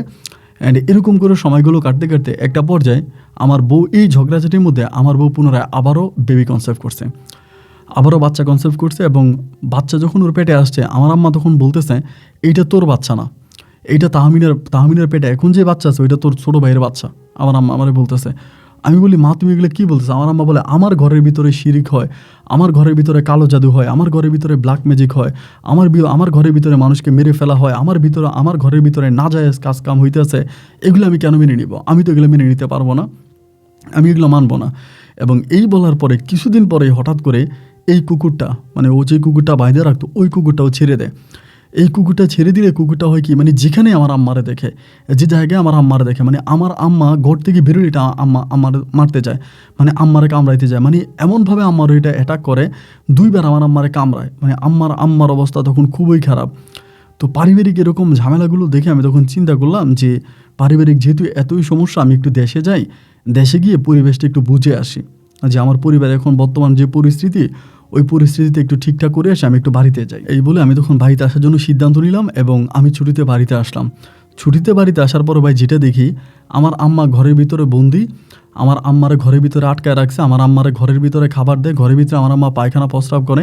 এই কুকুরের ভয় আমার আম্মা ঘরের বাইরে আসে না, আমার আম্মা ঘরের বাইরে আসেই না, এবং আমার আম্মা ঘরের বাইরে আসতেছে না তো আসেই না। এবং এর ভিতরে আমি বাড়িতে যাওয়ার কয়েকদিন পরে আমার ঘরে আরেকটা মেয়ে সন্তান হয়। আমার আম্মা বারবার আমাকে দমে বলতেছে, এখন যে মেয়েটা হয়েছে এটা তোর মেয়ে না, এটা তোর ছোট ভাই মানে হাবিবের মেয়ে, তোর বউ হাবিবের সাথে মিলামেশা করছে, হাবিবের সাথে খারাপ সম্পর্ক করছে, এই কারণে এই বাচ্চাটা হয়েছে। তো এনিওয়ে যেখানে আরেকটা বিষয় বলে রাখি, আমি কিন্তু মধ্যে দিয়ে আবার একবার আইসে কিন্তু আমি 2 মাস থেকে গেছি। এই আম্মার ঝামেলা, আমার ওয়াইফের ঝামেলা মাঝে আমি থেকে গেছি, এবং থেকে যাওয়ার পরে কিন্তু আমার মানে বউ কিন্তু বেবি কনসেপ্ট করছে। আর আমার আম্মা বলতেছে যে আমি দেশে আসার আগে নাকি আমার বউয়ের পেটে বাচ্চা হয়েছে, এই কথা আমার আম্মা বলতেছে। তো আম্মুর ওই কথা আমি তখন কী করলাম, এই বাড়িতে গেছি। এই বাড়িতে যাওয়ার পরে আমি দেখি এই কুকুরটা এতভাবে জ্বালাইতেছে আমার আম্মারে। এবং একদিন আমি রাগের বশবর্তী হয়ে এই লোকজন রেডি করলাম যে কুকুরটারে ধরবো এবং ধরে কুকুরটারে মেরে ফেলবো, এটা যদি এরকম করে।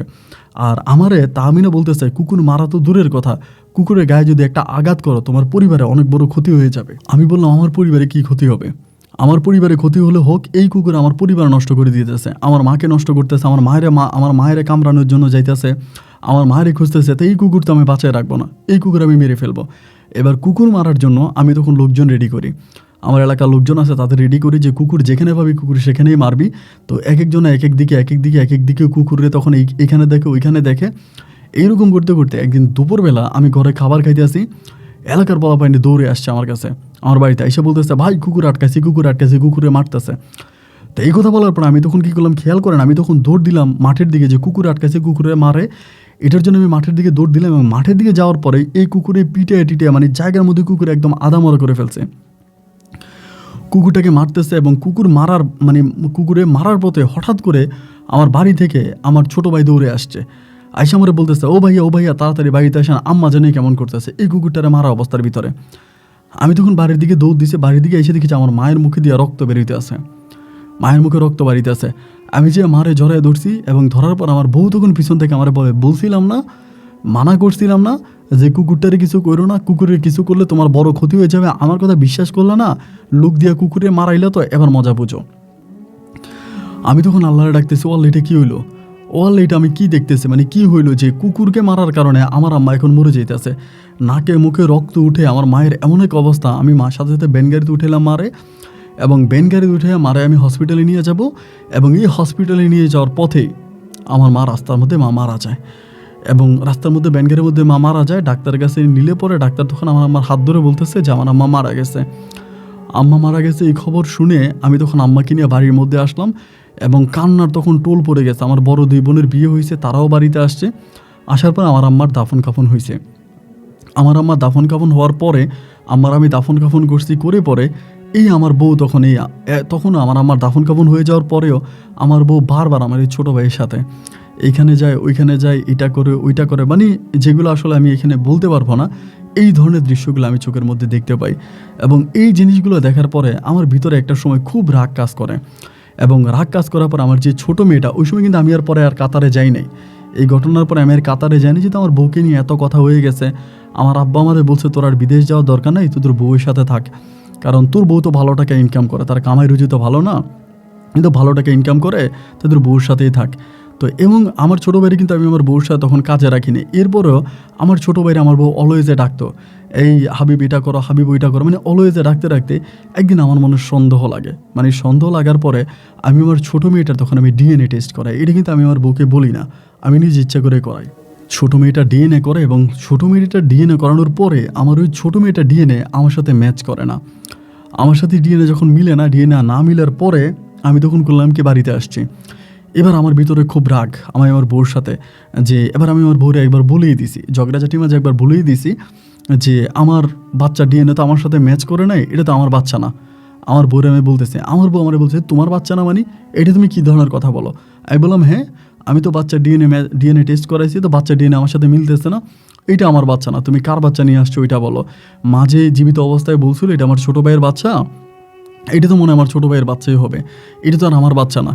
এই নিয়ে ধরুন আমার বউর সাথে আমার ঝগড়াঝাটি মারামারি অ্যান্ড এরকম হতে হতে একদিন রাগের বশবর্তী হয়ে, মানে রাগ করে জিদ করে ক্ষোভ করে আমি একদিন আমার আব্বারে মোকাবিলা করে ওরে আমি তালাক দিয়ে দিই, যে আমিও তোর সাথে সংসার করব না, তুই খারাপের খারাপ, তুই আমাদের এক ভাইয়ের জীবন নষ্ট করে তার সংসার ছেড়ে আমার ঘরে আসছিস, আমার ঘরে এসে আমার ছোটো ভাইয়ের লোক অবৈধ সম্পর্ক করিস, আমি তোরা তালাক দিয়ে দিলাম। এই বলে আমি তারা তালাক দিয়েছে। তালাক দিয়ে দেওয়ার পরে তার বাপ মা এসে তারা আমার বাড়ি থেকে নিয়ে গেছে। এবং আরেকটা জিনিস এখানে বলে রাখা ভালো, ওই কুকুর মরার পরে কিন্তু তার কবিরাজিও বন্ধ হয়ে গেছে। আগে যেরকম মানুষ আসতো, সে বিভিন্ন ধরনের চিকিৎসা করতো, টাকা পয়সা ইনকাম করতো, এই কুকুরটা মারা যাওয়ার পরে কিন্তু তার এই চিকিৎসা পরিপূর্ণভাবে বন্ধ, তার এখন আর কোনো কাজ হয় না। অনেকে পানি পরে নিয়ে যায়, তাবিজ নিয়ে যায়, ওরা বলে ওইগুলো কোনো কাজে আসে না, আস্তে আস্তে করে তার রোগীর সংখ্যা কমতে থাকে। একটা পর যতক্ষণ ওদের বাড়িতে চলে যায়, গেলে পরে আমার আব্বা তখন আমারে বুঝায় যে তোর 2টা মেয়ে আছে, 2টা মেয়ের কথা চিন্তা করে বউটারে নিয়ে আয়, এরপরে বৌমারে নিয়ে আয়, তোর 2টা মেয়ের কী হবে, 2টা মেয়ের ভবিষ্যৎ চিন্তা কর, মেয়েগুলোর বিয়ে দিতে হবে, বাবা ছাড়া কি মেয়েদের ভালো বিয়ে হয়, ভালো কোনো জায়গায় তো বিয়ে হয় না, তুই মেয়েটারে নিয়ে আয়। এবার আমি বলছি আব্বা আমি আনতে পারি এক শর্ত হচ্ছে আমার ছোটো ভাই আমার বাড়িতে থাকতে পারবে না, তুমি ভারী ভাগ করে দাও, আমি আমার বাড়িতে থাকবো, আমার ছোটো ভাইয়ের বাড়িতে থাকবে। এই কথা বলে বাবার কাছে তখন আমি রাজি হলাম। রাজি হওয়ার পরে তখন আমি আমার ছোটো বাইরে নিয়ে, মানে আমার বউরে আমি তখন আবার পুনরায় হুজুর ডেকে কলমা পড়ে আমার শ্বশুর বাড়ি থেকে তারা আমি আবার আমার 2 মেয়ে নিয়ে আমি চলে আসছি। এরপর আমি ভুলে গেলাম যে আমার বউর সাথে যা হয়েছে বা আমার বউ যেগুলো করছে বা আমার সন্তানের সাথে যেহেতু 2টা মেয়ে আছে, আমি তখন ভুলে গেছি। এই বউরে আমি আবার তখন নিয়ে আসি। আনার পরে আমার বউ আমারে বলতেছে সে ইন্ডিয়া যাবে। এই ঘটনার কয়েকদিন পরে ইন্ডিয়া যাবে, যে ইন্ডিয়া কেন যাবা, ও এর আগেও কিন্তু একবার ইন্ডিয়া গেছিলো, মানে আমার সাথে বিয়ে হওয়ার আগেও ইন্ডিয়া জানি কোথায় গিয়ে কি কবিরাজি শিখে আসছে। তো এখন আমার আবার বলে ইন্ডিয়া যাবে, পরে আমারে বলে যে আমি যাব, তোমার আমি নিব না। তা আমার আব্বা বলে যাইতে চাইলে যাক, তো কবিরাজি করে মোটামুটি ভালো টাকা ইনকাম করে, এটা তো আমাদের সংসারের জন্য কাজে আসে, তোরও ভালো হয় আমাদেরও ভালো হয়, এ তো খারাপ হয় না, যদি ইন্ডিয়া যেতে চায় তাহলে ইন্ডিয়া পাঠা। পরে আমি তার ভিসা টিকিট করে পাসপোর্ট করে ইন্ডিয়া পাঠিয়ে দিই। ও ইন্ডিয়া যায়, ইন্ডিয়া ও 21 দিন থাকে। আবার 21 দিন থাকা অবস্থা কিন্তু আমার সাথে কথা বলে, সবসময় আমি ফোন দিলে রিসিভ করে, আমার সাথে কথা বলে, সে ওখানে কী জানি কি শিখে তখন 21 দিন পরে ও পুনরায় আবার বাংলাদেশে আসে। আসার পরে ও আবারও এই কবিরাজি শুরু করে, এবং কবিরাজি আবারও আগের মতো শুরু করে, এবং শুরু করতে করতে আলহামদুলিল্লাহ একটা পর্যায়ে সে আবার অনেক ভালো অবস্থানে চলে যায়। আবারও রুগী আসতেছে, রুগী দেখে খুব ভালো অবস্থানে চলে যায়। এবং এরকম করে সে ইন্ডিয়া থেকে আসার প্রায় 2 থেকে 3 মাস পরের ঘটনা আমি বলতেছি। 3 মাস পরে একদিন আমি বাজারে গেছিলাম, বাজার থেকে আসার সময় হঠাৎ করে রাত তো বেশি না, আপনার 9টা 9:30 বাজে। যেই কুকুরটাকে আমি মেরে ফেলছি, একদম কালো নিষ্কালো যে কুকুরটা, ওই কুকুরটা আমার ধরছে রাস্তার মধ্যে, ঘেউ ঘেউ করে আমার ধরছে। ধরো কি কুকুর না আমি মেরে ফেললাম, কোত্থেকে আসলো এটা? এই ঘেউ ঘেউ করে আইসে ধরুন আমার পায়ের মধ্যে একটা কামড় বসাই দিছে, এবং পায়ে কামড় বসাই দিয়ে কুকুরটা দৌড় দিয়ে চলে গেছে। আমি পাটারে বাইদা বাড়িতে আসছি। বাড়িতে এসে আমার বউরে বললাম যে আমার এমনি এমনি কুকুরে কামড় দিছে। আমার বউ বলে ঘরে যাও, ঠিক হয়ে যাবে। আমি তখন ঘরে গেলাম। ঘরে যাওয়ার পরে সকালবেলা ভাই আমার প্রচণ্ড রকমের জ্বর আসছে, এত পরিমাণের জ্বর আসছে যা বলার মতো না। এবার আমি তখন ডাক্তারের কাছে গেলাম। ডাক্তারের কাছে যাওয়ার পর আমাদের এলাকার ডাক্তার, সে আমাকে ইঞ্জেকশন দিল, ওষুধ দিল, ইঞ্জেকশন ওষুধ দিল, এবং আমি এগুলো নিয়ে আমি তখন বাড়িতে আসছি, এগুলো খাইতেছি। এবং এই ঘটনা যেদিন ঘটলো, যেদিন রাতে কুকুর আমাকে কামড়াইলো, এরপরে রাতে শুরু হলো এক নতুন ঘটনা। নতুন ঘটনাটা এরকম যে আমি প্রতিটা রাতেই দেখি এই যে কুকুরটা আমার দৌড়াইতে আছে। আমি চোখটা বন্ধ করেই দেখি যে কুকুরটা আমাকে দৌড়ায়, আমাকে কামড়াইতে আসতেছে, আমাকে দৌড়াইতে আসতেছে। মানে মানে এমন একটা ভয়ানক অবস্থা। আমি সারা রাত দূর দূর দূর দূর করি, এই যা এই যা এই যা, আমার কামড় দিস না, আমার কামড় দিস না, এই যা দূর দূর, এরকম করি। তা এরকম করা অবস্থার মধ্যেই মানে আমার বউ আমার সাথে, ও তো আমি তোমার সাথে ঘুমাবো না, তুমি রাতের বেলা এরকম কুকুর দৌড়াও। আমি বললাম তুমি তো কবিরাজ, তুমি আমার চিকিৎসা করো। ও বলে না, আমি তোমার কি চিকিৎসা করবো? তোমার চিকিৎসা আমি করতে পারবো না, এটা তোমার হবে না, তুমি অন্য কবিরাজের কাছে যাও, আমি কিছু করবো না।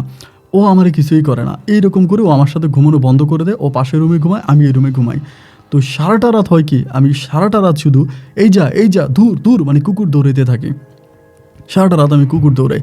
এবং এরকম করে আমার বউরে আমি বলি যে তুমি আমার একটা ভালো ওষুধ দাও বা একটা ভালো তাবিজ দাও, আমার এগুলো কেন হয়, তুমি যেহেতু কবিরাজ, তুমি তো বুঝো, তুমি করো। আমার বউ আমারে কোনো কিছু দেয় না। না দেওয়ার পরে আমি তখন অন্য একটা কবিরাজের শরণাপন্ন হই। আমাদের এলাকা থেকে মোটামুটি বেশ দূরের একটা কবিরাজের কাছে যাই, এবং গেলে পরে ওই কবিরাজ আমারে বলে যে ভাই রে, আপনাকে যেটা করছে আপনার ঘরের মানুষই করছে, তো এটা আপনার ভালো হবে না। আর চাইলে আপনাকে আপনার ঘরের মানুষে ভালো করতে পারে, আমি কোনো তাবিজ তোমার আপনাকে দিব, এগুলো আপনার শরীরে থাকবে না, আপনি ওই বাড়ির মধ্যে ঢুকলে এগুলো নষ্ট হয়ে যাবে। এবার আমি পুনরায় আবার বাড়িতে আসছি, আইসা আমার বউরে বললাম দেখো কবিরাজ এটা বলছে, এখন তুমি কি করছো আমারে বলো। এবার আমার বউ আমার বলে ঠিক আছে, তুমি একটা জিনিস খাও, খাইলে তুমি ভালো হবা। এই বলে ভাই একটা লাল কিসের মধ্যে জানে একটা ট্যাবলেট নাকি লাল টাইপের কিছু একটা জিনিস আমরা খাওয়াই দেয়। মাগরিবের আজানের ঠিক কিছুক্ষণ আগে আমার এই জিনিসটা খাওয়াই দেয় আপনার উঠানে, এবং ঘরের মানে একটু মিডিলের মধ্যে বৈশা খাওয়াই দিয়ে আমার মানে পানি দেয়, বলে যে এই পানিটা গায়ের মধ্যে ঢেলে দাও। আমি এটা খাওয়ার পরে এই পানিটা গায়ের মধ্যে ঢালি, এবং গায়ের মধ্যে ঢালার পরে আমার আর কিছু মনে নাই। এবং এরপর থেকে আমি শুধু মানে আমার যতটুকু মনে আছে আর কি, 3টা বছর আমি পুরো পাগল থাকি। ওই 3 বছরে আমি যখন রাস্তা দিয়ে হাঁটি, আমি তখন বলি এই কুকুর আসতেছে, এই দূর দূর দূর দূর কুকুর আসতেছে, আমার কুকুরে কামড়াইতে আছে, এই কুকুর আমাকে কামড় দিচ্ছে। মানে এরকম নাকি আমি সারাটা 3টা বছর নাকি আমি রাস্তার মধ্যে শুধু এগুলো বলে গেছি। 3 বছর পরে আমার আব্বা আমার কবিরাজ ডাক্তার মাক্তার দেখে, আমার বড় বোনেরা আমার মোটামুটি ভালো করার পরে আমি সুস্থ হয়ে যেটা দেখতে পাই, আমার বউ এখনও কবিরাজি করে, কিন্তু যেটা শুনলে আপনি অবাক হয়ে যাবেন, আমার বউ আমার ছোটো ভাইকে বিয়ে করে, এবং ছোটো ভাইকে বিয়ে করে আমার বাপের ভিটার মধ্যে আমার বউ আমার ভাইরে নিয়ে আসে। এখন আমি শরীরে মানে আমার এমন একটা অবস্থা, আমি শারীরিকভাবে অনেকটা দুর্বল হয়ে গেছি, চলাফেরা করতে পারি না, অবস্থা খুব খারাপ। এবং এখনও মাঝে মাঝে আমি রাতের বেলা ওই কুকুরটাকে স্বপ্নে দেখি, এবং যেদিন ওই কুকুরটাকে আমি স্বপ্নে দেখি ভাই, ওই দিনটা সারাটা দিন আমার শরীর ব্যথা করে, মাথা ব্যথা করে। মাঝে মাঝে ধরুন 2-3 দিন পর আমি কুকুরটাকে স্বপ্নে দেখি, এবং কী স্বপ্নে দেখি, দৌড়ে আসতেছে, আমাকে কামড় দিতেছে, আমাকে কামড় দিয়ে আমার মাংস নিয়ে চলে গেছে। এই ধরনের ভয়ানক রকম স্বপ্নগুলো দেখি। আমি ডাক্তার কবিরাজ কোনো কিছু বাদ রাখি না, বাংলাদেশের মনে হয় এমন কোনো কবিরাজ নাই আমি যাই নাই, কিন্তু কোনো কবিরাজ আমার চিকিৎসা করতে পারে না। আমার বউ তাহমিনার পা পর্যন্ত ধরে আমি বলি যে আমার এরকম কেন হচ্ছে, আমার এটা কেন হচ্ছে, তুমি যদি পারো আমার একটু রক্ষা করো। আমি ওর পায়ে ধরে, ও আমার কোনো ওষুধ ভরে কোনো কিছুই দেয় না। ও আমাকে বলে একবার আমি তোমার ওষুধ খাওয়াইছি, তুমি বলছো আমি নাকি তোমার পাগল বানাই দিছি, তুমি 3 বছর পাগল ছিল, এখন তোমার আমি আবার ওষুধ খাওয়াবো, তা তুমি বলবো আমি তোমার পাগল বানাইছি, আমি তোমার আর কিছু দেবো না। ও আমারে কিছু দেয় না। তো ভাই আমি আপনার কাছে গল্পটা বলার একটাই কারণ, আমি আপনার অনেক গল্প শুনি, আপনার সাথে অনেক কবিরাজের ভালো ভালো কবিরাজের গল্প আপনি বলেন। মেহেরবানি করে যদি আমাকে একটা কবিরাজের সন্ধান দিতেন, আমি ওই কবিরাজের কাছে গিয়ে আমি একটু চিকিৎসা নিতাম। আমার শারীরিক অবস্থা এখন এতটাই খারাপ যে আপনি আমার শরীরের হাড়গুলো কাউন্ট করতে পারবেন, 1টা 2টা 3টা করে আমার শরীরের হাড্ডিগুলো গুনতে পারবেন। এবং আমি ঘুমাইতে পারি না, প্রতিটা রাত আমি মৃত্যু যন্ত্রণার সাথে যুদ্ধ করি, এবং ইদানিং আমি প্রায় প্রতি রাতে ওই কুকুরটাকে স্বপ্নে দেখি। অনেক কবিরাজের কাছে গিয়েছি, দোয়া পড়াইছি, গরু জবাই দিয়া মানুষ খাওয়াইছি, অনেক কিছু করছি ভাই, কাজ হয় নাই। এখন আমি বিয়ে শাদিও করতে পারি না, কারণ আমার এই রোগের কারণে। তো যদি পারেন আপনি আমাকে একটা ভালো পথ দেখিয়ে দেবেন, একটা ভালো কবিরাজের নাম্বার দিবেন। ভালো থাকবেন, আসসালামু আলাইকুম।